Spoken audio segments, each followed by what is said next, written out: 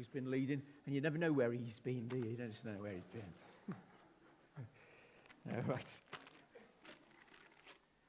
Welcome to our service. We're looking at Acts chapter 2, as Dave has already said.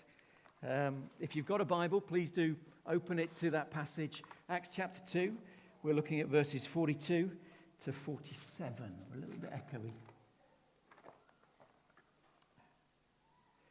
Right now, we're going through difficult, I would say, dark days. COVID-19 has meant that the future is uncertain.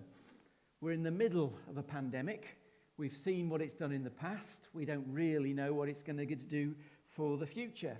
All we know at the moment is we've got another 6 months of restrictions. And for us as a church and for us as individuals, actually that's tough.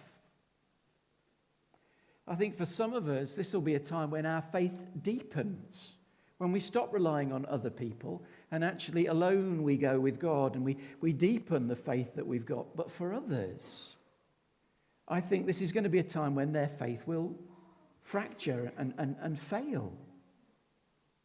Now, one of the crucial, important, powerful things that God has given us when we face dark days, like the days we're in now, is each other. A bit echoey there. Okay. Is each other. We have church. Church is part of God's plan as we go through our Christian lives, gathering together. And we may think at times, well, I'm all right. You know, I don't need to meet with others. But that, in a way, is quite an insular, almost selfish approach. Because it isn't just about me and me being all right. It's actually how I affect others when I meet them. Just very recently, John told, I think it was when he was painting the toilets through there, he told a story to me about, John Walton told a story about an old fella who just encouraged him. And it was a delightful story about an old fella in a church who was still on fire and he wanted to encourage John as a young Christian. And all these years later, John can remember it. Then John tells me that story, and I have to be honest, I went away encouraged. And that's what fellowship, that's what the church is meant to do. Back each other up, help each other out. And we see that in these verses here. Today in Acts 2, verse 42 to 47, it is just a spark of the church that is going to come into flame and then burn across the whole world. And in Acts 2, we see a picture of what church is meant to be. And the title we've got this morning is A New Family. And I think that's a great description of what church is meant to be. It's meant to be a family. It's meant to be brothers and sisters looking out for each other, sharing life with each other, with common bonds that hold them, unite them together. I know family, you don't always get on and you don't always get along. And I think probably the people you want to kill most sometimes are family. But at the same time, there's a unity and a bond that goes past all that and means that we look out for each other. I can remember, I never really got on with my brother, but I can remember him sticking up for me once at school, I think it was. Was it at school or somewhere? But I can remember him sticking up for me. Oh, hold on. That doesn't normally happen. But that was family. So we're meant to be this new family. But if you think about it, you can also recognize that sometimes we are a long way. Church is a long way from that new family. If you've ever been to the beach with some kids or with your own children, if you've ever been to the beach, you will, at some point, you will have collected shells. And you might have come home with a bag full of shells. And they're all different sizes, and they're all different shapes, and all different patterns and colors, and some might be quite beautiful. But all of those shells are dead. They're no longer growing, they're no longer living, they're no longer doing what they were originally supposed to do, which was protect life inside. They're dead. And many churches, I think, are just empty shells. A memorial to what was. And we've got to make sure that we, as a church, are a thriving family and not just an empty shell. And I think to do that, we need to go back 2,000 years and we need to read these words again in Acts 2, verses 42 to 47. And we need to ponder what they're saying. And we need to make sure that they're true for us today. We need to do that. Acts 2, verse 42, it says these words, first of all. They devoted themselves to the apostles' teachings and to fellowship and the breaking of bread and to prayer. In verse 41, 3,000 people have just become Christians, been incredibly converted. What has happened? In verse 37, they were cut to the heart. They heard Peter preach, and his preaching, which then fitted in with exactly what they had seen, cut them to the heart. He explained to them who the Messiah was, Jesus, God in flesh. He explained to them why Jesus came, to take the punishment for the wrong things that we have done, to release us from the anger that we would face in God's sight if we were to meet him, to bring forgiveness. He explains all this, and these people who understood it and took it in and recognized the truth of it were cut to the heart. And what happens next is these people become devoted to what? 4 things: the apostles' teachings, to fellowship, to the breaking of bread, and to prayer. Their whole mindset changed. It's not that they were forced to do this, but suddenly they become devoted to something completely new and completely different. You don't get devotion grudgingly, do you? Do you? Tom Bellamy was an old fellow. I've mentioned him before. Tom Bellamy was an old fellow at my old church. When I was a teenager, he was devoted to his wife. I can remember him pushing her in a wheelchair up the road to church. And he would have been in his late 80s, early 90s. Devoted to her.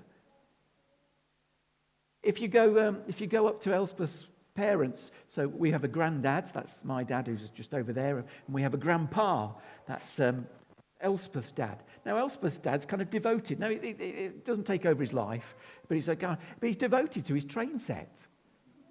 You know, he has it laid out in the loft, and he's got all the models and everything. And actually, when he bought the house, he wanted that loft to be an area for his train set. And it's a great little hobby. And you don't have to force him to do it. He doesn't do it grudgingly. He's got a level of love for this, so he enjoys it, so he does it. My old boss, absolutely bonkers on golf. He would say to me, Martin, I know you don't care, but listen to me as I talk to you about golf. And I just nod at the appropriate places. We don't hear of people grudgingly being devoted. These disciples were devoted. They were devoted to 4 things because their lives had been transformed by the message that they'd taken on board. And I think that's what happens.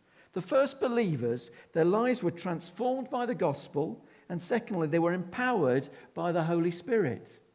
And because they were transformed, they'd listened to this gospel, they'd picked it apart, they'd looked at it, and then they'd recognized God. They'd recognized his Messiah. They'd recognized God's love and forgiveness for them. You could say that they knew that God loved them so much that he'd sent Jesus to die for them. They knew that Jesus was willing to go to the cross for them. And they knew personally that they had been responsible for killing the Messiah.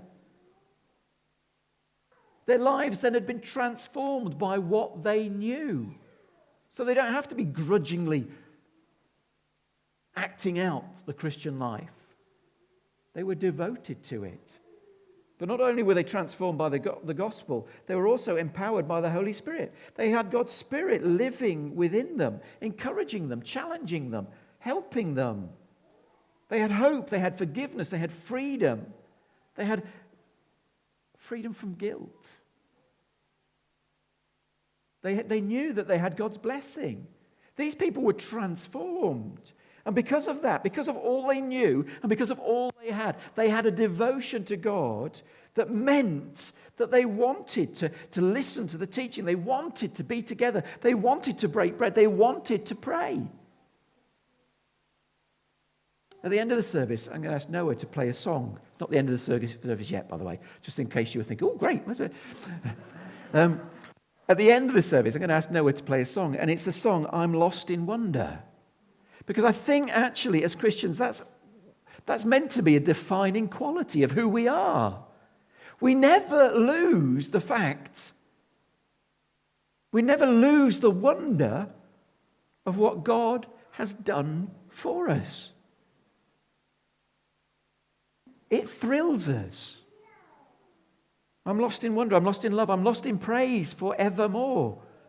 And I think that sort of song and many other Christian songs that do the same, they echo the fact that we are meant to be those people who are devoted, and it's not forced, we are devoted because we're just lost in wonder that God would value us, that God would love us, that God would send his Son to die for us. We recognize that God has been devoted to us, his people, and in return we just want to show devotion back. It's just the right response. I want us to look at that song and ponder that song later, because I want us to recognize that teaching and fellowship and communion and prayer are all very important. But first of all, if you're doing it grudgingly, then the reality is you really don't get what this is all about. You really don't get what God has done for you. You really don't appreciate. So these are the four things they were devoted to. We've said it already. Teaching, the apostles' teaching. I've put down here each other, because I don't know about you, fellowship kind of has a bit of a tea and biscuits after service kind of, and people, that's fellowship, and that isn't fellowship. So we'll look at that. And then communion, the breaking of bread, and then prayer. Now I'm going to quickly go through these four things. So first of all, teaching. My granddad, so not granddad who we've labelled granddad, because anyway, I never know to be honest, I never know what to call my in-laws. I don't call them mum and dad, so it feels very comfortable to call them grandma and grandpa. So because of that, granddad's my dad. Now he's not dad, he's granddad. But not the granddad here, my granddad, who was in the RAF, used to tell stories about what happened when he was in the RAF. He told me of a bombing raid. Now, I don't know if he made it up to sound exciting. And he told me that basically this bombing raid happened on their air base, and they basically just ran into the trees and watched it all from a distance. And then he told stories of being in, because he was posted in Egypt, in North Africa, and he tells stories about that. Now, it's great to hear those stories. And there's something living about an eyewitness sharing what went on. This first church, they had this. They could go to the very people who had seen Jesus from baptism through the death and resurrection. The apostles had seen it all. And they could go to them and they could ask questions. What happened? How did he respond? Now today we don't have that, but we have something as good. We have the New Testament, which is the stories of Jesus laid out for us in detail so that we can know them and understand them. And just like the Christians in the very beginning were devoted to listening to the apostles as they taught, we need to be devoted to the New Testament, reading it, understanding it. And then the best commentary to the New Testament is what? Is the Old Testament. Put it into context. Understand why Jesus did and said the things he did. He was Jewish, and it's all there in the Old Testament. We need to be, and if we're not, we need to say, we'll come on to that later. We need to be devoted to teaching, to understanding. Secondly, they were devoted to each other. This is what it says in verse 45. All the believers were together and had everything in common. They sold property and possessions to give to one another who had need. Every day they continued to meet together, verse 46, in the temple courts, and they broke bread in their homes and ate together with glad and sincere hearts, praising God and enjoying the favor of all people. Over and over again, it says things like, all the believers together. They had everything in common. They helped each other out. Personal costs. One person here was struggling, couldn't get the finance for this. They gave it. They even sold so that he could give. This was electric. This was dynamic. This was infectious.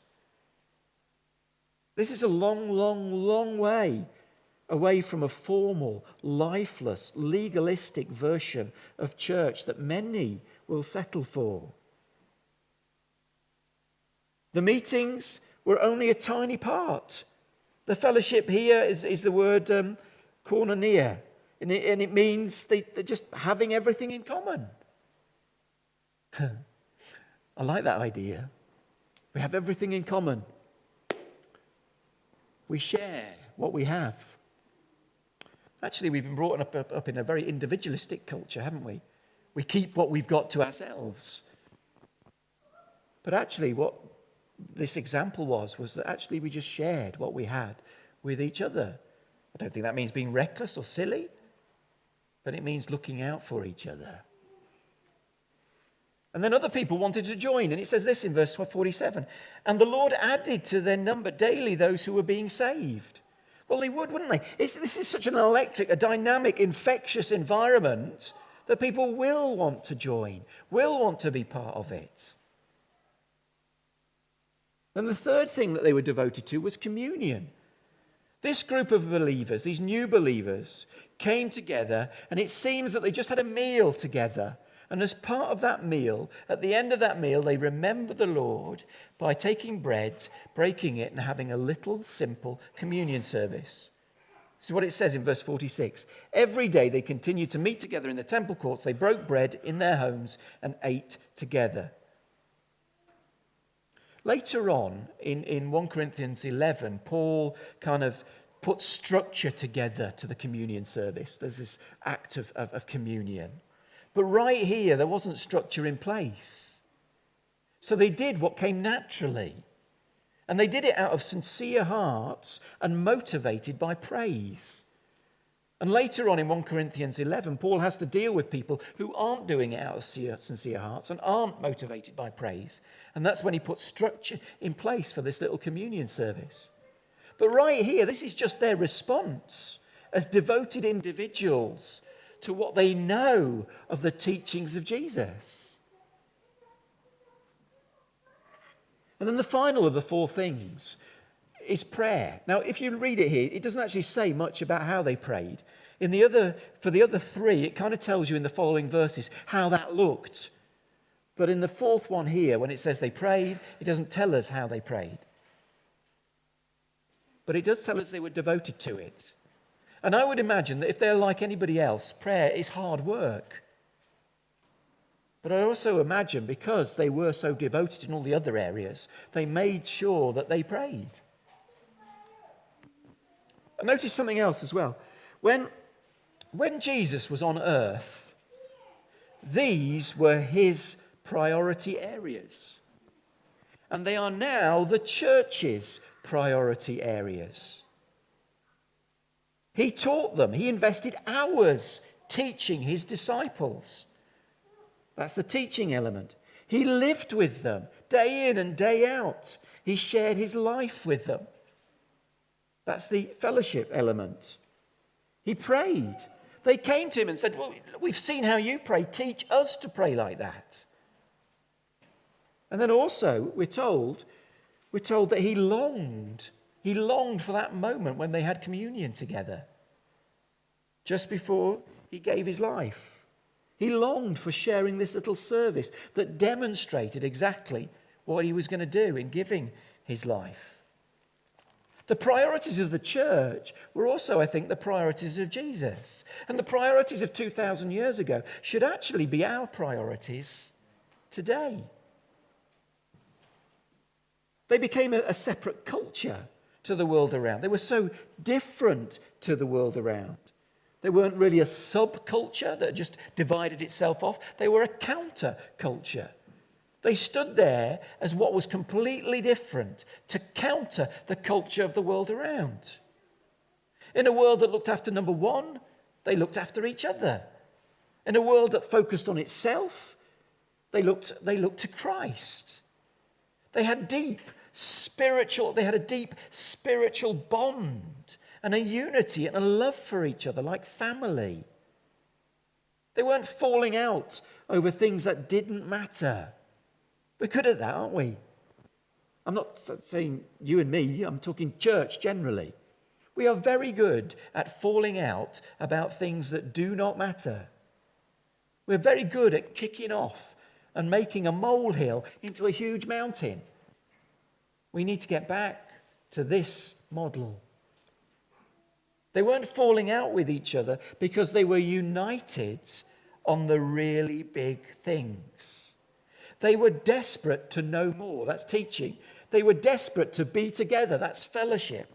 They were desperate to remember what the Lord had done for them. That was communion. And they wanted to be in the very presence of God. That was prayer. And it was electric. It was dynamic. It was infectious. If it hadn't have been, I tell you, we wouldn't be here today.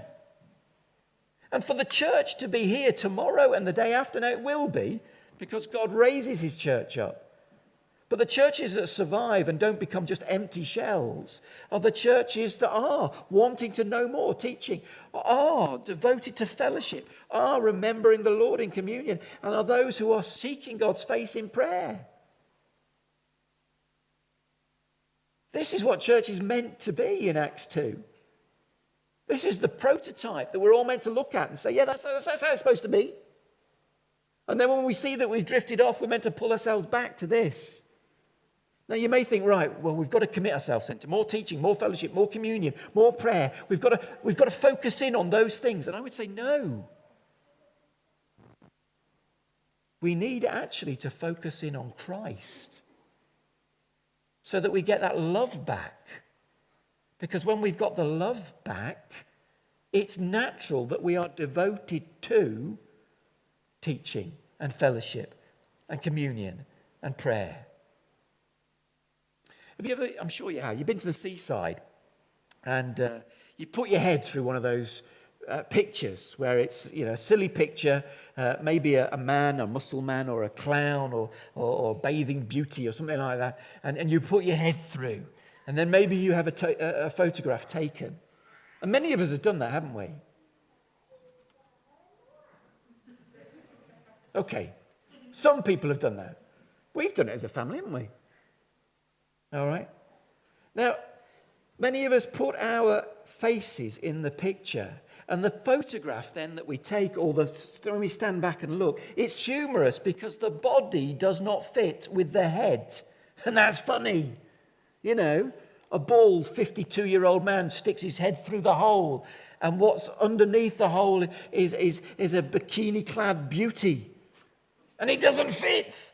And it's funny. Or maybe it's not that funny, but it's funny.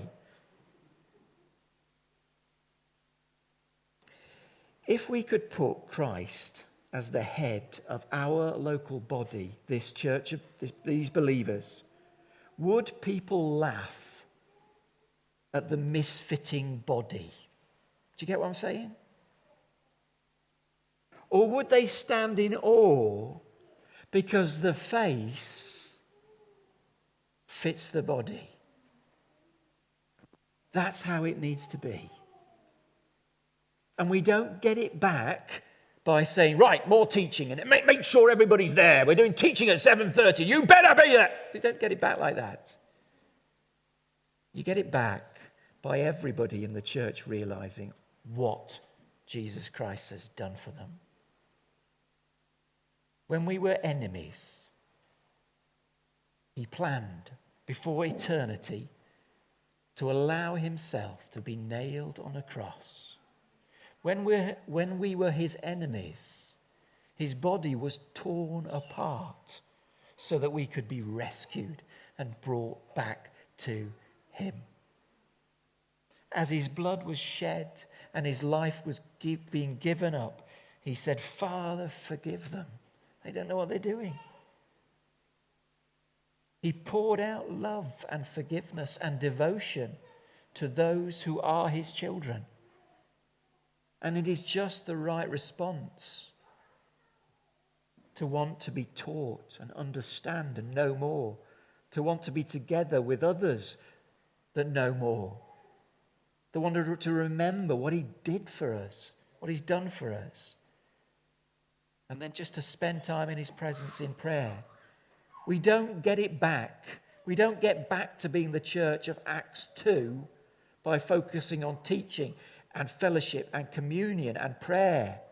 We get it back by focusing on what God has done for us.